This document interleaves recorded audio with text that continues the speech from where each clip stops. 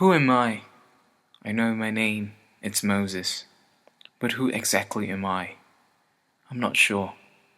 I've been struggling with my national identity for a long while now, but still haven't found the answer yet. My passport tells me I'm born in Jakarta, Indonesia, but the fact is, I'm probably as Indonesian as you are.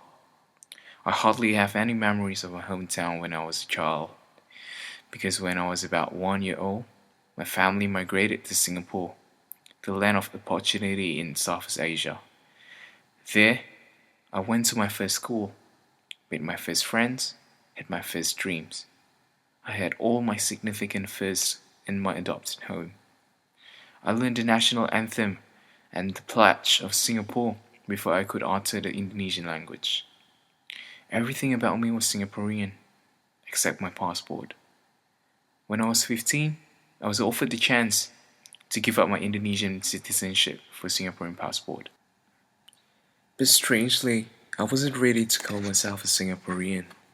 Whenever Singapore faces Indonesia in major sports competition, be it badminton, table tennis or soccer, I would root for my home country Indonesia without hesitation. I was confused probably. In 2011, I made the decision to come to Australia to pursue my university education. It was going to be my first time leaving my family for an extended period of time.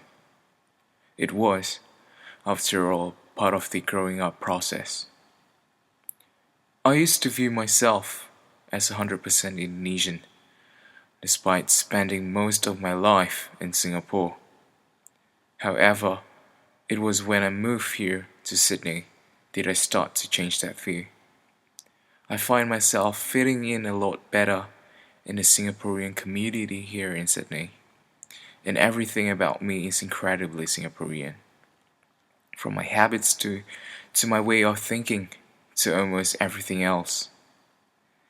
I feel like a complete outsider in the Indonesian community, and the community itself viewed me as an outsider as well.